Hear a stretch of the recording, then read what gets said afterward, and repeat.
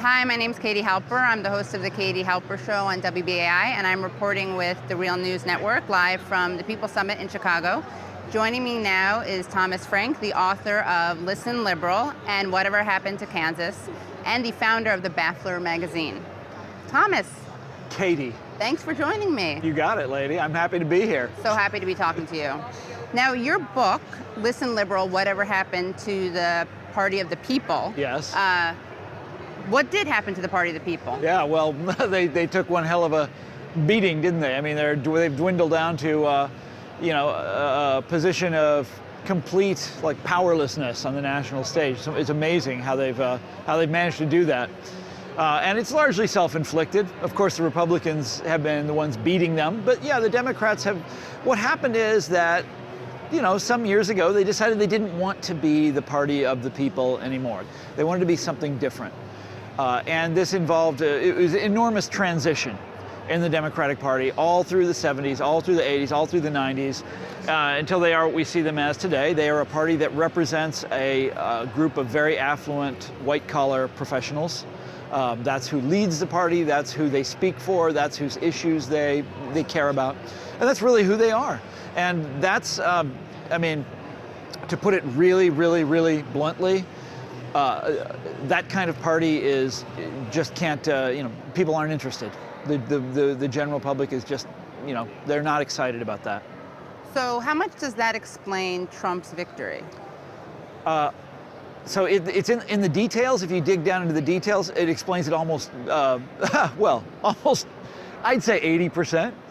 One of the issues, I'll give you an example of what I mean. Obviously, look, the Democrats, as they moved away from their old working class base, and they treated them very poorly, and they did the same with other essential elements of their constituent groups, minorities, for example. This is in the 1990s I'm talking about here. Remember the famous Sister Souljah moment?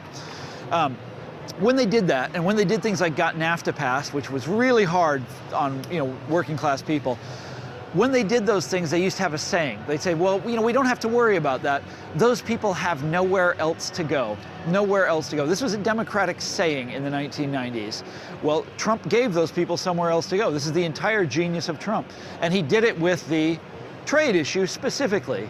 And Hillary Clinton was uniquely vulnerable on the trade issue because she had been Secretary of State, had a hand in writing trade agreements.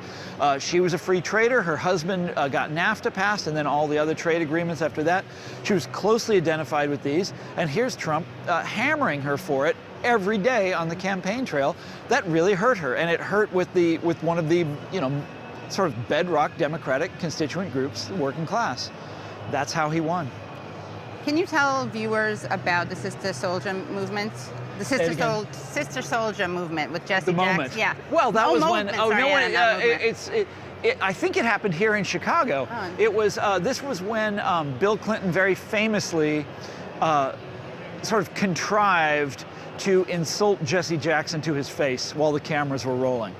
And the reason he did it was to show to the general public that he wasn't beholden to Jesse Jackson or anybody else, any of the sort of traditional Democratic interest groups, that they couldn't tell Bill Clinton what to do. And so it was deliberately set up on purpose to do this. And you'd think, well, gee, those are your core voters, when you do something like that, they're gonna be pretty pissed off. But that's when this saying would come up. Well, they have nowhere else to go. What are they're not going to go vote for the Republicans. Well, Trump just upended that whole dynamic. So not with black voters, but with the working class voters. Right. And of course, so some white working class voters went for Trump, right? And then some black voters stayed home. Stayed home. Well, they weren't excited about the Democratic candidate. It was Hillary Clinton this time. I don't know if you're aware of that. But she's this sort of perfect professional class candidate. She ran as a resume candidate. If you went to the Democratic convention in Philadelphia, she ran as a complete centrist. There was many Republican speakers at the Democratic convention. There were a lot of moments like this. I don't know if you were there. Yeah, she ran as the consensus candidate, a candidate of national unity. All the leading professionals from all the different professions were arrayed around her. She is the most qualified presidential candidate ever, Barack Obama says. And that's not very exciting to most voters. You know, look, I voted for her, right? I'm like, okay, yeah, she's better than Trump. Anybody can see that. But for most people, that means nothing. In some ways, it's actively insulting to be running as like, you know, I'm the most talented person out there. I'm the most accomplished person out there. That's not, you know, it's a weird thing for a Democrat to do. I mean, look, Democrats do that all the time, but think about who the Democratic Party is. That's just a strange, you know, that offers the common people nothing. It's not even about them. Right? It's about her resume. Right. Yeah. I'm with her was the unofficial. Yes. Yeah. Slogan, that was the official. right? That was the official slogan. The unofficial one was "America is already great." Right. It's like, oh my God. Right. It's total complacency. Right. You know? Yeah. It doesn't speak to anyone who's not already there or anyone who's That's suffering. Right. Yeah. Right. Exactly. What about what role did the media play, if any, in handing Hillary the nomination or in defeating Bernie Sanders during the primary? So I've written about media bias before, and I've always poo-pooed it. I always thought it was kind of a silly idea. Well, forget that. It was there this time around in an enormous way. And so I wrote a big story for Harper's Magazine about how the media treated Bernie Sanders. And the way I did it was to focus on one newspaper in particular and read all of their op-ed coverage of Bernie Sanders. I chose the Washington Post, and I read every op-ed story and editorial that they ran that mentioned Bernie Sanders, and it was 5-1 against him. I mean, they hated this guy, hated him. Made fun of the way he looks, you know, made fun of the way he talks, made fun of his supporters, made fun of his issues in a really cruel a way that was totally incommensurate with who the man is. I mean, he's a nice person. He's an avuncular. He's a friendly. It's hard to dislike Bernie Sanders. Well, they did, man. They hated him. And so then the question is, and the New York Times is very similar, then the question is why? And the answer is that, and they did the same with Trump, of course. I think Trump deserved it more, but I don't even know if there were any newspapers in America that endorsed Trump. You know, the media was... The KKK weekly or something. Yeah, right, yeah, things like that. Right. But the mainstream media absolutely loved Hillary Clinton, absolutely adored her, without reservation. Why? You think about it for a minute and you realize it's just basic class solidarity. That resume stuff, that's them. You know, your East Coast sort of media elite, they went to the same sort of school that she did. They, you know, a lot of them know her personally. They went to, you know, they have the same life trajectory, the same aspirations, the same demographics. They look at Hillary Clinton as one of their own. This was someone that they absolutely adored. Now, as I said, I voted for Hillary in the end as well. But when you do that, when you are just so absolutely in love with a candidate like they were with Hillary Clinton, it blinds you to all sorts of things that you should be picking up on. And you know, I wrote a whole bunch of stories during the race about Donald Trump and about his supporters and about what was going on. I had to write those for a British publication. I couldn't write them here in this country because they were so infatuated with Hillary Clinton. Right. And then and they really were. This is true. They still are. Right. They still have the "I'm with her" in their Twitter bios, and then they say that Sanders supporters have a messiah complex. Well, the bitterness towards the Sanders supporters is like still. Hey, look, Bernie Sanders was a good soldier. He did his duty. He endorsed after he lost. He endorsed her. You know, he did what he was supposed to do, and to still be pissed off at him, it's like they're pissed off at democracy itself. Like, yes, you can challenge the front runner. That's permitted. Oh, my favorite moment, one of my favorite moments during the primary was when a New York Times reporter asked Bernie Sanders what he had to say to the people who thought it was sexist of him to not drop out because he was standing in the way of history, preventing the first female president. By raising a challenge. Well, it's like, wow. I want to ask her if she was standing in the way of history and being an anti-Semite by preventing the election of the first Jewish guy. Arguably, all of this backfired. They loved Hillary so much that they were completely blind to what was coming right around the corner. Right. Or they didn't hold her feet to the fire or pressure her to move in any of the directions that would have made her more electable, like with the fight for 15. There you go. I mean, the total complacency that I just described. She ran a terrible campaign. Terrible. Why are you such a racist misogynist, Tom Frank? Yeah. Because to point out that she ran a lousy campaign. Yeah, well, look, she could have run a good campaign. It's sexist to think she ever makes mistakes. But she lost. Had she run a good campaign, she would have won. It's that simple. Anyhow. What are the takeaways? Because lots of people, coincidentally, the ones who continue to bash Bernie Sanders and praise Hillary Clinton, lots of them are saying, oh, we can't look back now. We have to look forward. We have to defeat Trump. I think kind of traditionally you do a post-mortem to figure out how to move forward. Yes, and look, the Democratic, I wrote a big book about the Democratic Party. That's what we're here to talk about. Liberal. Came out well before, it came out in March of last year, well before the election.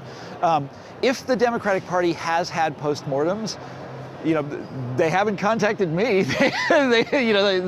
Here's the big book about what went wrong with the Democratic Party. They're not interested. Which is more important, what the Democratic Party did or what Russia allegedly did? And which does the DNC have more control over? Well, look, there's two Russia stories.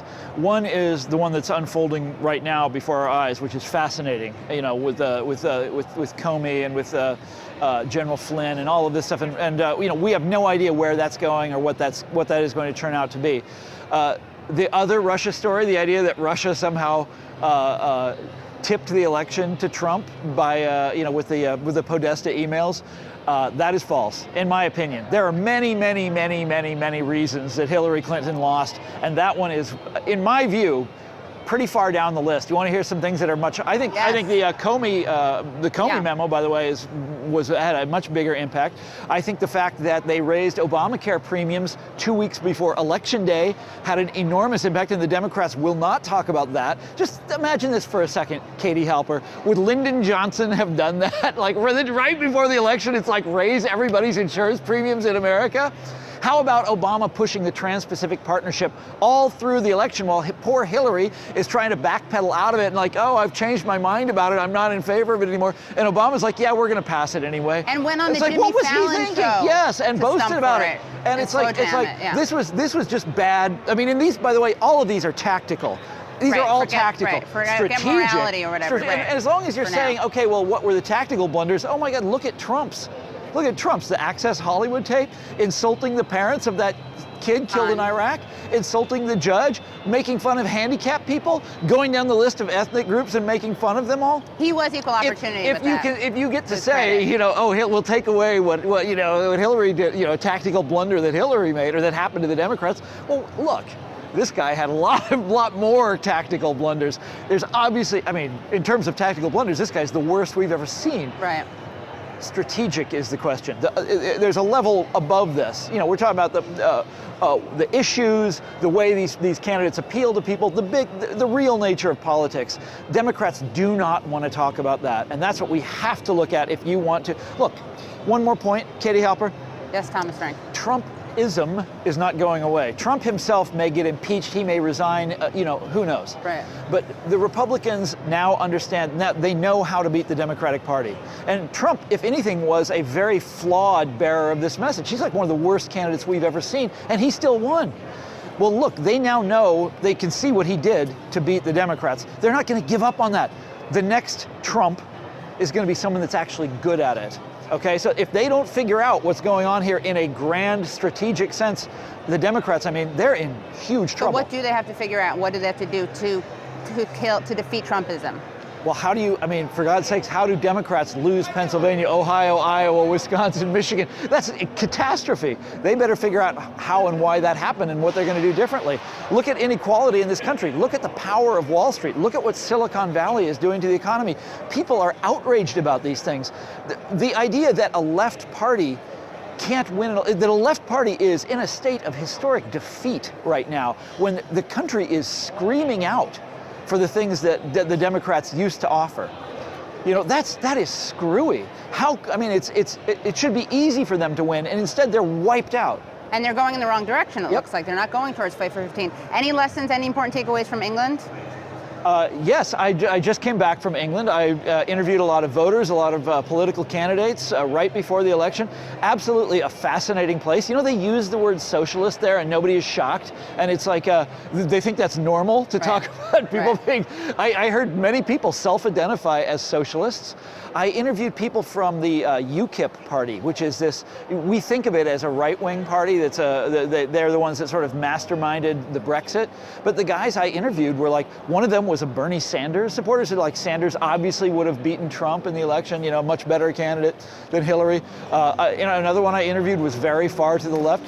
Fascinating country, fascinating people, and the thing that I came away with, this is what blows my mind about England, is the sense of social solidarity that they have that we do not.